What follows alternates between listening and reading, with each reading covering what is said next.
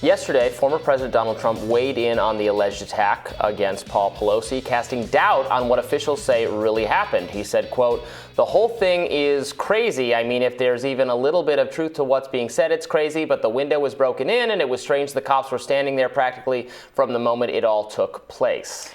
Documents from the investigation have confirmed a break-in occurred and largely debunked theories suggesting Pelosi knew his attacker. However, yesterday we learned the man allegedly behind the attack, David DePape, entered a not guilty plea to state charges. He is accused of 6 charges, including attempted murder, assault with a deadly weapon, elder abuse, residential burglary, false imprisonment, and threatening the life or serious bodily harm to a public official. CNN reported yesterday that police will release the audio of Paul Pelosi's 911 call, as well as the body cam footage of the attack, to the Pelosi family. No plans to release such evidence to the public have been announced. But as I keep saying, we don't really need.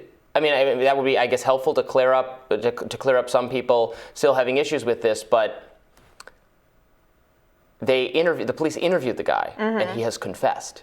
He said, in the police interview, he explained exactly what he was there to do, that he was there to take Nancy Pelosi captive, maybe to break her kneecaps. Yeah. He brought a hammer, contrary to what Donald Trump said. Yeah. It very clearly said in this interview, he said the glass was broken the wrong way, it was a breakout rather than a break-in. That is not true. Like, in the initial hours of a big story, there's always bad reporting. Oftentimes in shootings, in mass shootings, you'll hear reports of a second shooter that are almost always false.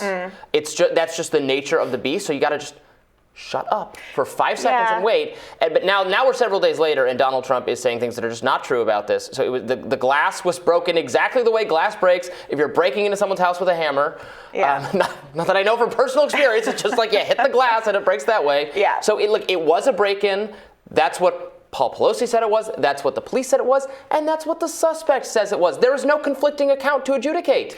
Yeah, I think that what people are hoping, I won't speak for the former president, but I do think that some folks were hoping for the salacious angle, even if it's true that the intruder did the thing that he's accused of, and even if it's true that he confessed, they wanted there to be a secret lover, they wanted there to be some scandal, even though that obviously would not mitigate the tragedy of somebody attacking you with a hammer and injuring you in these really serious ways. And that's the part that's just so kind of dispiriting about where we are as a country. And I don't even necessarily, it's hard to say this, but I do believe that if the shoe were on the other foot, there's plenty of Democrats who would roll their eyes and say, I don't care what happens to Donald Trump, right? That's where we are politically. Nancy Pelosi's daughter said made fun of Rand Paul for getting really seriously attacked by his neighbor, and is not the only one. Tons of people did that. That was a very popular thing, even in fairly mainstream Democratic circles, to be like, oh, Rand Paul's neighbor, buying that guy a drink, that kind of thing. Yeah, so at the same time, I think Trump's behavior is bad, and everybody's behavior who's been kind of mocking this and turning this into a Halloween costume and stuff is bad. I do think the bigger problem isn't Republicans bad. Yeah. It is that we are in this political culture where there is the public trust has gone so downhill that there's not even the most basic marginal respect for other people's human decency. But and to be clear,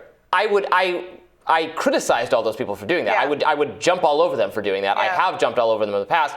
People on the right would jump all over them, and I think correctly. So, but this is a very similar thing.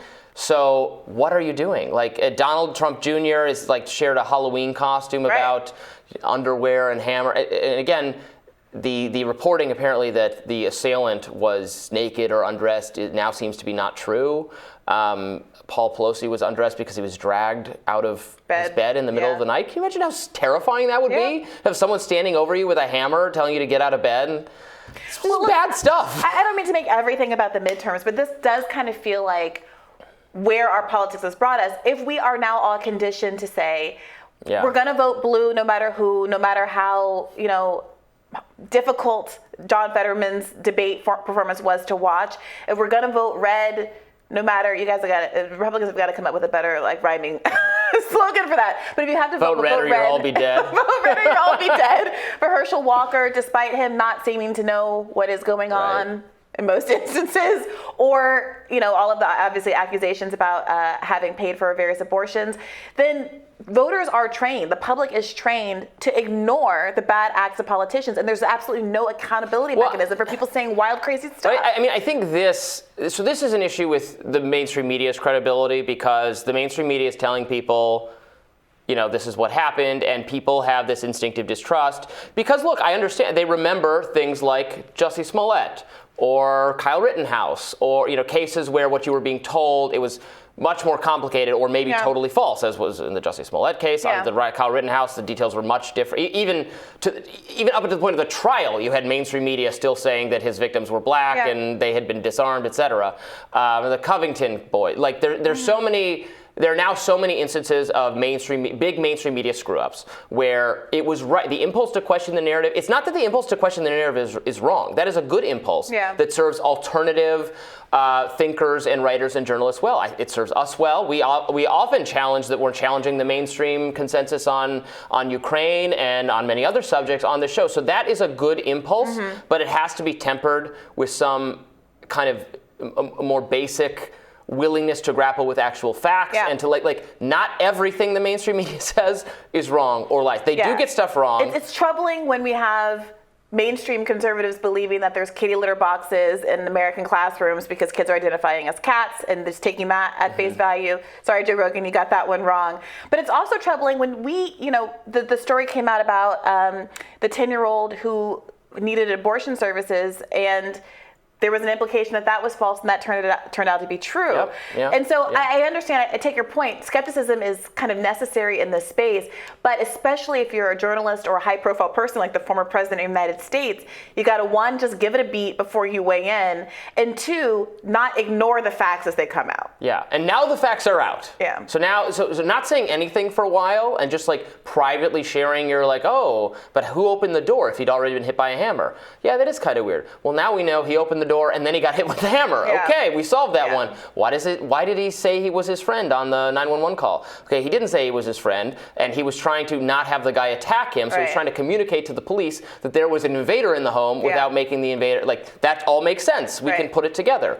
So I get why people had questions, but you just got to be a little careful. A little empathetic, and reach for it, because usually the most obvious explanation is usually the explanation. Occam's razor. Not always, because weird stuff does happen, but again, there's no other side to this. 100%. Well said, Robby. Thank you. We'll have more Rising for you right after this.